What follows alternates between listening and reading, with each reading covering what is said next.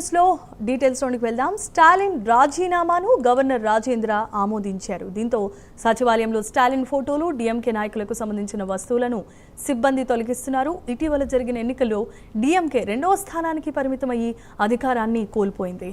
108 స్థానాల్లో గెలిచి టీవీకే అతిపెద్ద పార్టీగా అవతరించింది.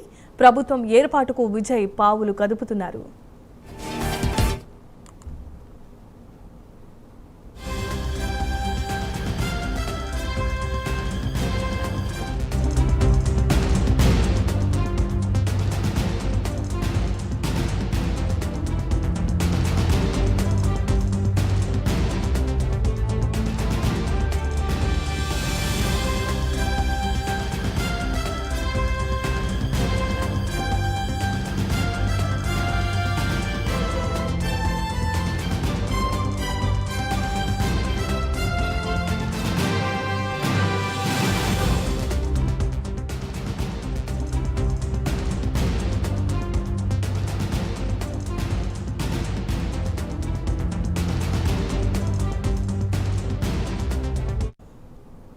రైట్, ఇక విజువల్స్ లో చూస్తున్నాం. స్టాలిన్ రాజీనామాను గవర్నర్ రాజేంద్ర ఆమోదించారు. దీంతో సచివాలయంలో స్టాలిన్ ఫోటోలు, డీఎంకే నాయకులకు సంబంధించిన వస్తువులను అక్కడున్న సిబ్బంది తొలగిస్తున్నారు.